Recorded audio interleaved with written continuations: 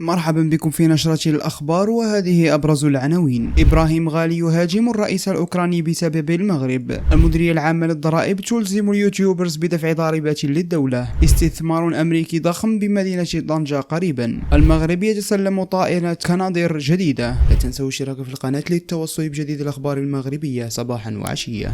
وصفت البوليزاريو زيلينسكي بأنه مهرج يسعى لتحقيق أجندة استعمارية جديدة للغرب، وأضافت أنه رئيس حرب يمكن تجنبه وهو يسعى إلى حرب منذ فترة طويلة لا تستند إليه، بل تكون بيد الناتو والدول الاستعمارية الجديدة في الغرب بحسب تعبيرها. من جهة أخرى، أكد وزير الشؤون الخارجية والتعاون الإفريقي والمغاربة المقيمين بالخارج ناصر بوريطة ووزير الخارجية الأوكراني ديميترو كوليبا في زيارته إلى المملكة أهمية تعزيز العلاقات بين البلدين في جميع المجالات. وفي مؤتمر صحفي بعد اجتماعه مع بوريطة، أعرب كوليبا عن اعتزازه بزيارة المغرب، وأكد أنه اختار المغرب كمحطة أولى في جولته لإفريقيا بناء على العلاقات الجيدة بين البلدين. ومن جانبه قال بوريطة إن هذه الزيارة تندرج في إطار العلاقات الثنائية القوية والتاريخية التي تقوم على أساس الصداقة المتينة والتعاون. المديرية العامة للضرائب تلزم صناع المحتوى على اليوتيوب بدفع ضريبة للدولة. كشفت مصادر مطلعة أن صناع المحتوى على منصات التواصل الاجتماعي خاصة اليوتيوب قد توصلوا بإخطارات تهم ضرورة تسوية وضعهم الضريبي بخصوص السنوات الثلاثة الأخيرة. ووفق ذات المصادر، فإن ممتهني اليوتيوب المغاربة الذين يحصلون على مداخيل مالية شهرية كبيرة سيكونون ملزمين بالكشف عن مداخلهم ودفع ضرائبهم. وبحسب المصادر نفسها، فقد توصل العشرات من اليوتيوبرز والمشاهير من صناع المحتوى المغاربة على اليوتيوب بإشعارات من مديرية الضرائب. أعلنت لير كوربوريشن الأمريكية الرائدة عالميا في تكنولوجيا مقاعد وإلكترونيات السيارات يوم الثلاثاء عن افتتاح مصنع جديد بطنجة. وأوضحت الشركة الأمريكية متعددة الجنسيات في بلاغ أن هذه الوحدة التي سيتم تشغيلها ابتداء من الربع الثالث من هذه السنة ستقوم بتصنيع الأجزاء بواسطة تقنية حقن اللدائن لفائدة مصنعي وموردي السيارات للشركة، وكذا لوحدتها التجارية المتخصصة في المقاعد والإلكترونيات. أشار المصدر الذات أن المصنع الجديد الذي تمت تهيئته على مساحة تبلغ 5300 متر مربع يعزز استراتيجية الاندماج العمودي للعالمي لشركة لير، مما يوفر فرصا وأنشطة جديدة ونمو رقم المعاملات، موضحا أن العمليات الجديدة لأنظمة التوصيل ستساهم في إحداث حوالي 150 وظيفة جديدة وتساهم في توسع الأثر التصنيعي لشركة لير في المغرب.